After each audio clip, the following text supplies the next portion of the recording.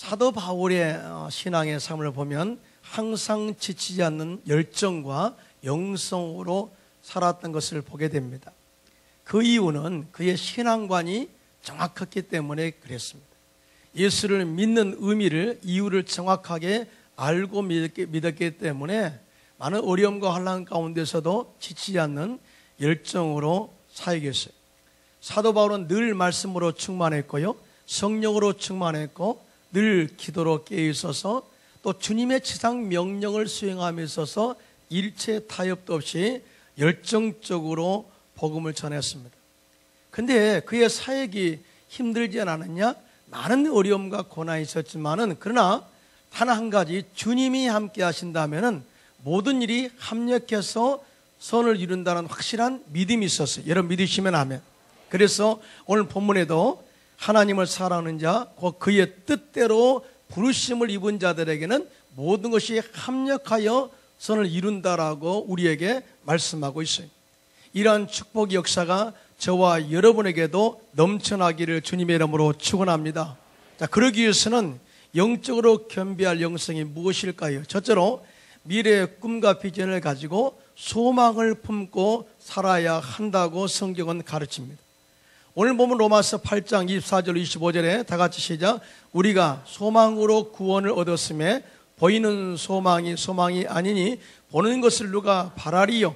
만일 우리가 보지 못하는 것을 바라면 참음으로 기다릴지니라고 말씀하고 있어요. 여러분 믿음으로 우리가 구원을 받습니다만, 그러나 소망으로 우리가 믿어 구원을 받았다, 이렇게 말씀하고 있어요. 그러니까 믿음도 소망이 있을 때 나타난다는 것이죠. 여러분 미래의 꿈과 비전이 있는 사람, 소망이 있는 사람은 항상 하나님의 기대가 있습니다. 또 뿐만 아니라 하나님의 사역의 일을 함에 있어서 지치지 않는 열정이 있고요, 또 뿐만 아니라 꿈이 이루어지는 기대로 가득 차 있는 것을 보게 됩니다. 하나님은 이런 사람들을 기뻐하시고 이런 사람들을 도우셔서 당신의 뜻을 이루어 간다는 것 믿으시기 바랍니다. 이스라엘 백성들이 가데스 바네아에서 각 지파에 한 명씩 대표로 선출해서 12명의 정탐꾼을 가나안 땅에 보내면서 앞으로 40일 동안 가나안 땅을 두루다니며 정탐한 이후에 그 땅에 대해서 정확한 보고를 요구했어요. 40일 동안 정탐하고 돌아온 12명의 정탐 가운데 여호수아와 갈렙을 제외한 10명의 정탐꾼들이 부정적인 보고를 드립니다. 그곳에 가보니까 우리가 메고 온 것처럼 포도송이가 이렇게 큽니다. 과연 하나님께서 말씀하신 대로 적과 꿀이 흐르는 땅이었습니다. 그런데 그곳에서는 안악자손인 네피림 후손이 있어서 절대로 그 땅을 차지할 수 없습니다 하고 부정적인 보고를 드렸습니다. 여러분 10명의 정탐꾼들이 부정적인 보고를 드린 이유가 뭐냐? 하나님의 비전이 그들의 마음 가운데 상실했기 때문에, 하나님의 소망이 없기 때문에, 하나님의 희망이 없기 때문에 현실을 바라보고 안악자손을 바라보고 네피림 후손을 바라보고 겁에 질려 스스로 실망하고 낙담하고 스스로 포기를 선언한 것을 보게 됩니다. 더 나아가 자신들을 메뚜기와 같이 그렇게 표현하면서 그들의 정체를 더 평가절하했던 것을 보게 됩니다. 하나님은 이런 자들을 싫어하세요. 그래서 그들을 불러내어 그들 가운데서 다 제거하시고 여호수아와 갈렙을 통해서 적과 꿀은 가나안 땅을 차지하게 한 것을 보게 됩니다. 여호수아와 갈렙은 항상 하나님의 소망과 비전으로 가득 찬 사람이, 그리고 하나님의 말씀이 함께 한다면, 결국 우리가 말씀에 순종해 나간다면 그 약속은 반드시 이루어진다는 긍정적인 신앙이었어요. 민수기 14장 8절로 9절에 다 같이 시작. 야훼께서 우리를 기뻐하시면 우리를 그 땅으로 인도하여 들이시고 그 땅을 우리에게 주시리라. 이는 과연 적과 꿀이 흐르는 땅이니라. 다만 야훼를 거역하지는 말라. 또 그 땅 백성을 두려워하지 말라. 그들은 우리의 먹이라. 그들의 보호자는 그들에게서 떠났고 야훼는 우리와 함께 하시니라. 그들을 두려워하지 말라. 할렐루야. 여호수아와 갈렙이 재차 반복해서 쓰는 문장이 있습니다. 절대 너희는 그들을 두려워하지 말라. 뭐예요? 환경을 보지 말라는 거예요. 그들의 안악자손의 덩치가 큰 것을 보지 말라는 거예요.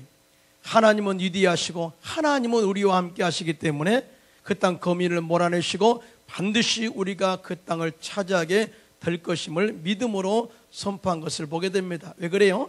하나님의 소망이 그들 가운데 있기 때문에, 하나님의 비전이, 하나님 약속의 말씀이 그들 가운데 가득 차 있기 때문에 그 속에 있는 것이 밖으로 튀쳐나온 것을 보게 됩니다.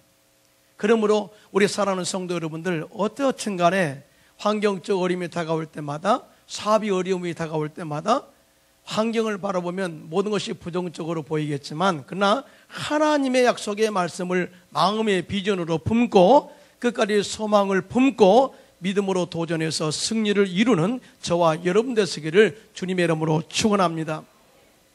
우리의 소망의 승리의 모델은 예수님이세요. 예수님께서는 십자가에서 죽어 돌아가셨는데 그 이유는 딱 두 가지입니다. 하나는 마귀의 일을 멸하시기 위해서 오셨다. 그래서 주님께서 십자가에서 마귀의 정사와 권세를 벗겨버리시고 무력화해서 조롱꾼으로 삼으시고 결국은 마귀를 이빨 빠진 호랑이로 만들어버렸습니다. 마귀는 우리에게 억압하고 유혹하고 우리를 겁을 준다 할지라도 이미 그는 능력이 없는 마귀. 여러분 믿으시면 아멘. 더 나아가 예수님께서는 우리를 위해서, 우리의 죄와 허물을 위해서, 또한 우리를 저주에서 속량하기 위해서 십자가에서 죽으셨어요. 자, 그런데 이런 모든 것이 주님의 비전이었어요. 인류 조상 아담과 하와가 하나님의 말씀을 거역하고 죄를 짓자마자 하나님께서는 여자의 후손에서 뱀의 머리를 밟을 자를 보내시겠다고 말씀하시는데 이것은 하나님의 비전이었어요.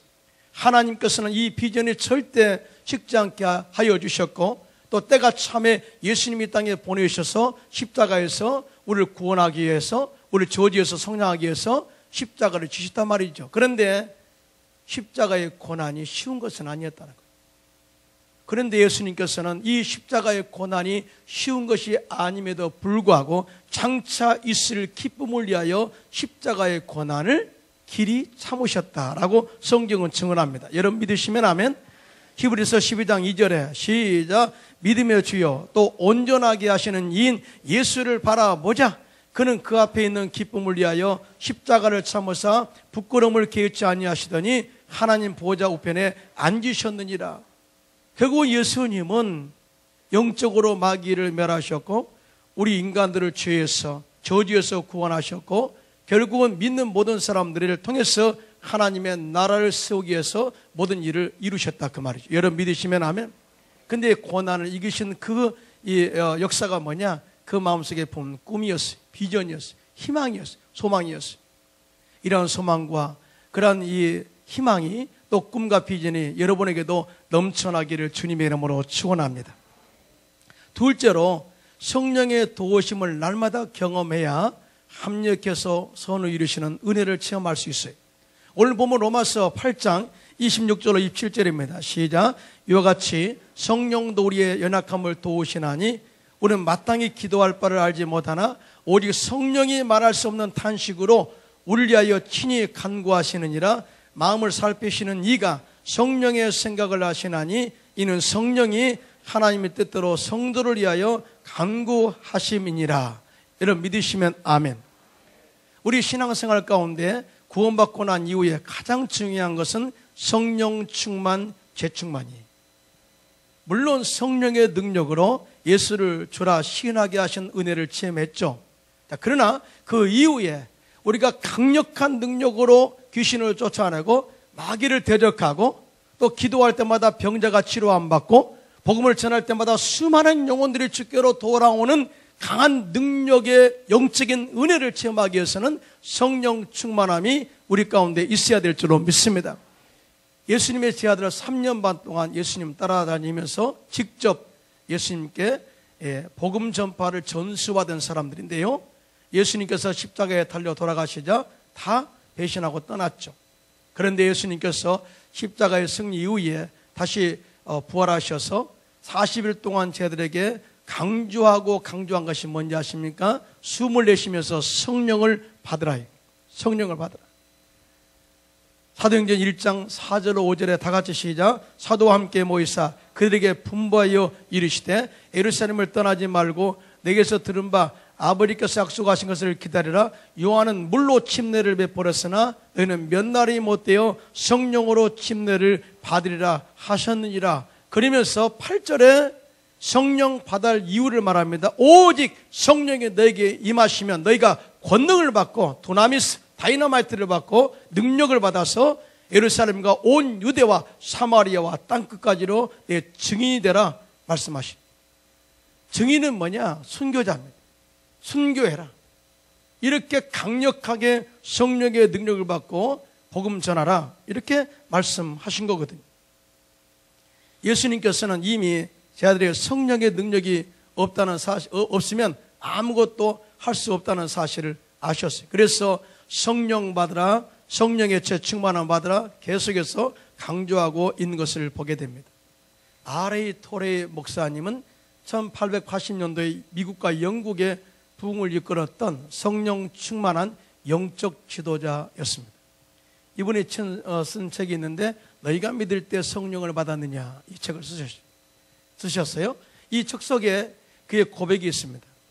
나는 아침에 일어나면 성령 충만함을 위해서 기도합니다. 왜냐하면 성령 충만하지 않을 때 오늘 하루의 삶에서도 나는 너무나 쉽게 흔들릴 수 있는 사람이기 때문입니다 라고 고백했어요. 여러분, 이분은 평신도가 아닙니다.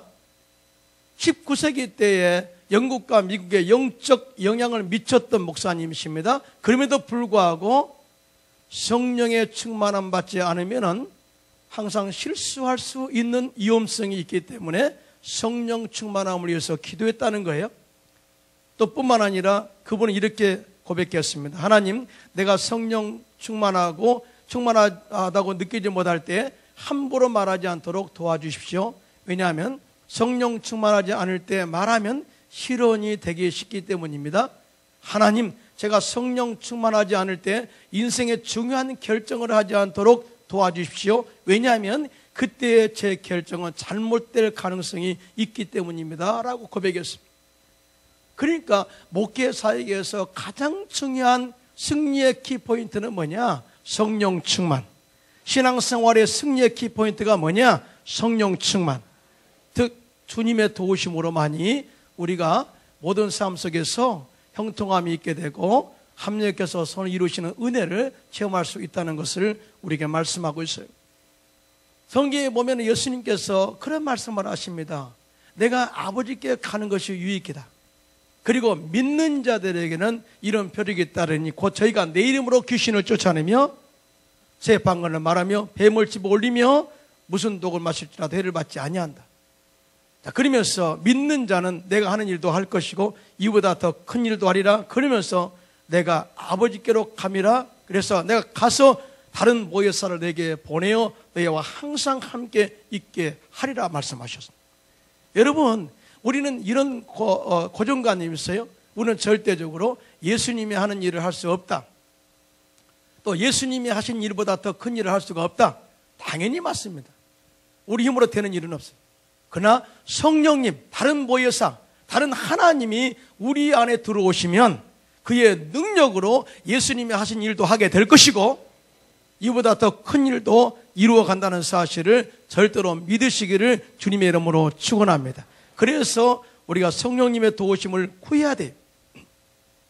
요한복음 14장 16절로 17절입니다. 시작. 내가 아버지께 구하겠으니 그가 또 다른 보혜사를 너에게 주사 영원토록 너희와 함께 있게 하리니 그는 진리의 영이라. 세상은 능히 그를 받지 못하나니 이는 그를 보지도 못하고 알지도 못함이라. 그러나 너희는 그를 아나니 그는 너희와 함께 거하시며 또 너희 속에 계시겠습니다. 할렐루야.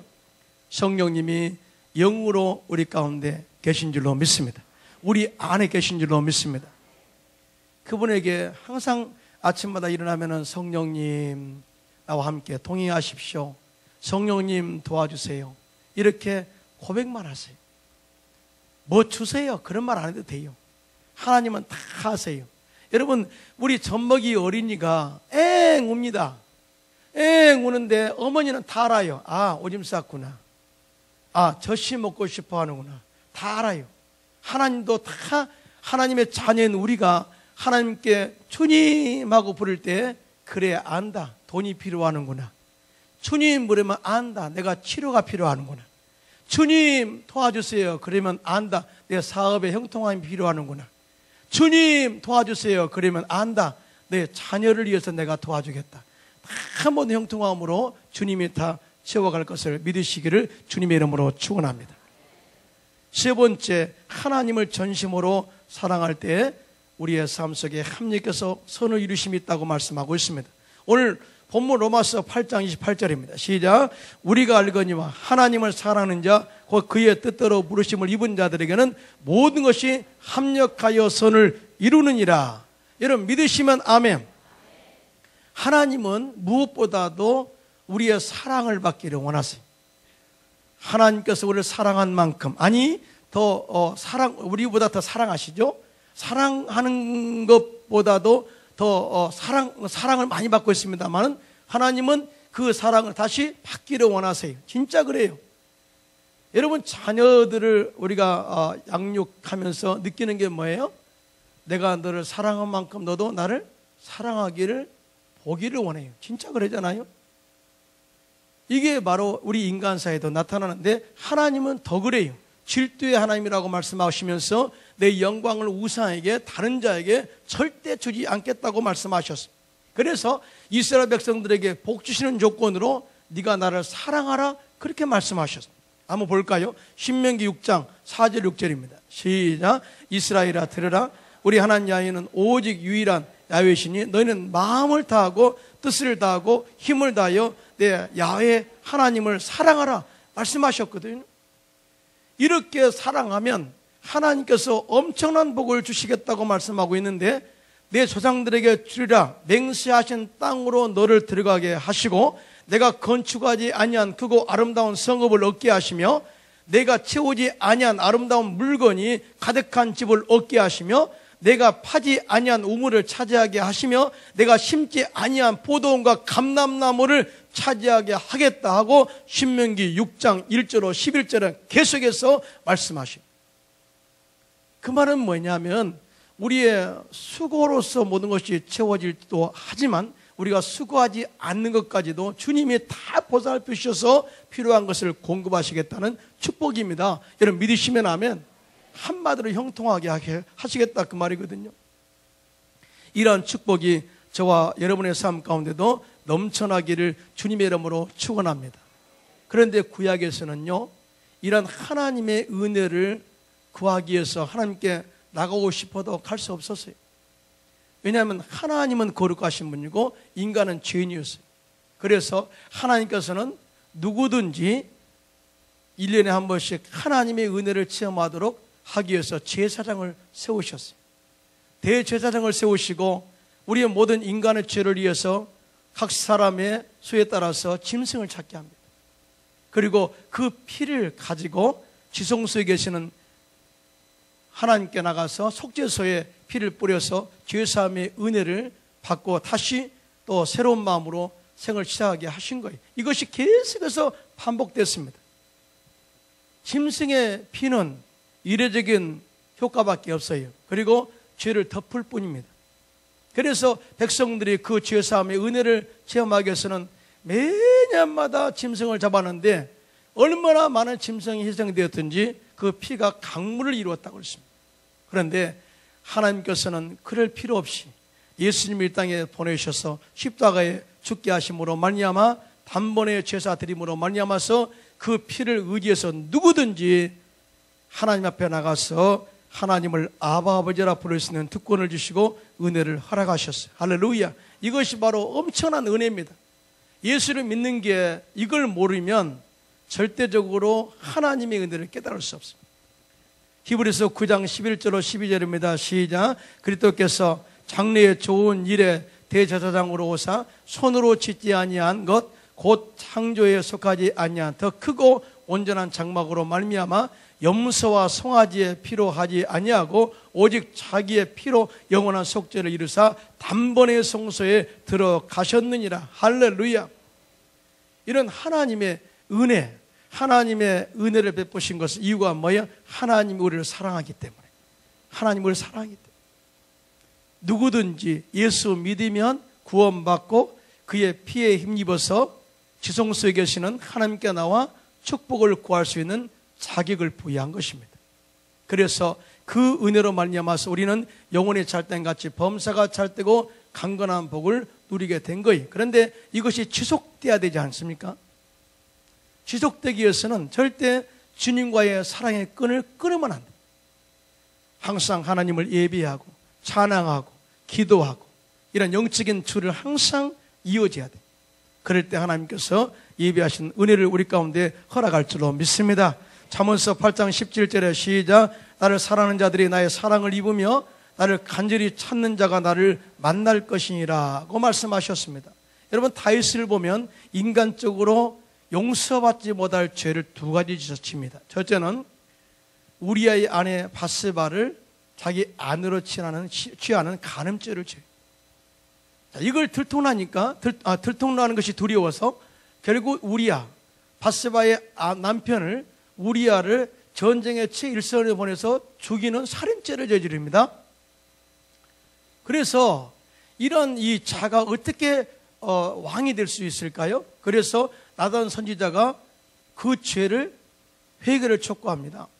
그럴 때 다윗이 철저하게 회개합니다. 철저하게. 그러고 나서 그 이후의 삶에 온전히 하나님만을 예배하고 하나님만을 찬양하며 하나님께 기도하며 그의 삶이 바뀌어요. 그래서 시편을 보면 그 시편의 그 고백의 시들이 찬양시가 구구절절합니다. 고통 가운데 있었던 자기의 모습을 하소연하기도 하고 또 자기의 잘못을 뉘우치기도 하고 그러면서 주님과 가까워져요. 사랑을 고백합니다. 그럴 때 하나님께서 다윗의 모든 죄를 용서하시고 은혜와 복을 주시는데요, 너의 가문을 영원히 세우겠다고 약속을 해요. 사울의 가문은 이대에 무너졌지만 다윗의 가문은 영원히 세우겠다 약속하시는데 그의 가문에서 메시아 예수님이 나오지 않습니까? 이루신 거예요. 자, 솔로몬 역시 다윗의 대를 이어서 열심히 하나님을 예비하고 찬양하며 살아가는데 그가 젊은 나이에 왕이 되었을 때에 먼저 기본에서 1000번째 제사를 드립니다. 이건 1000번째 예배를 드린 겁니다. 그때 하나님이 감동하세요. 그래서 기본 그곳에 밤에 솔로몬의 솔로몬의 꿈에 나타나셔서 그 제사에 대해서 기쁨으로 받으시면서 그런 이야기를 해요. 내가 네게 무엇을 줄고 너는 구해라. 솔로몬이 저는 부귀영화 공명도 필요 없습니다. 저는 젊은 나이에 왕이 됐는데 당시에는 왕이 모든 송사를 감당했거든요. 법관이 아니라 옳고 그름을 판단함에 있어서 잘못 판단하면 죄 없는 자가 죽게 되고 죄 있는 자가 죽게 되고 죄가 없는 자가 살 수도 있거든요. 그래서 하나님, 내가 백성을 정의와 공평으로 치리하기를 원합니다. 나에게 올바른 판단력을 갖도록 지혜를 주십시오. 그럴 때 하나님의 마음에 맞았다 그랬어요. 그래서 열왕기상 3장 12절로 13절에 시작. 내가 내 말대로 하여 내게 지혜롭고 총명한 마음을 주노니 내 앞에도 너와 같은 자가 없거니와 내 뒤에도 너와 같은 자가 일어남이 없으리라. 내가 구하지 아니한 부귀와 영광도 내게 주노니 내 평생의 왕들 중에 너와 같은 자가 없을 것이라. 할렐루야. 여러분, 전무후무한 그런 말 들어보셨죠? 전에도 없었고 후에도 없었고. 이 말씀이 오늘 이게 나옵니다. 솔로몬의 지혜는 전무후무한 지혜예요. 이전에도 없었고 앞으로도 없을 것이다. 이러한 지혜를 솔로몬이 받아서 통치했어요. 그런데요, 솔로몬이 말년에 이방 여인들과 결혼하게 됩니다. 그러면서 바알과 아세라 신을 드리게 되죠. 하나님의 사랑이 떠나버리고 초반과 다릅니다. 그래서 하나님은 솔로몬 시대에 그 아들 때에서 북이스라엘과 남유다로 두 개 나라가 나눠져 버려요. 그런데 그의 가문은 그대로 주님이 축복하세요. 축복하세요. 누구 때문에? 다윗 때문에. 다윗 때문에. 이런 축복이 여러분의 가문에도 있기를 주님의 이름으로 축원합니다.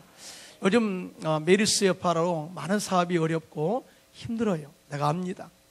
또 많은 또 사람들이 피곤합니다. 또 날씨도 덥고요. 이럴 때일수록 우리는 더욱더 하나님의 소망과 꿈을 가지고 또 인내를 가지고 주님께 기도하시기를 바랍니다. 또 우리가 지쳐서 아무것도 할 수 없을 때 주님 너무 힘들어요. 하나님 도와주세요. 성령님 보내주세요 하고 기도하면 성령님 보내주셔서 우리를 도와줄 줄로 믿습니다. 뿐만 아니라 절대 내가 하나님을 사랑하는 그 끈을 절대 끊지 마세요. 예배하고 기도하고 항상 성령으로 충만해서 하나님을 사랑을 끊지 않는다면 하나님이 여러분의 가문과 가정을 복되게 하셔서 여러분을 통해서 축복의 통로가 되게 할 줄로 믿습니다.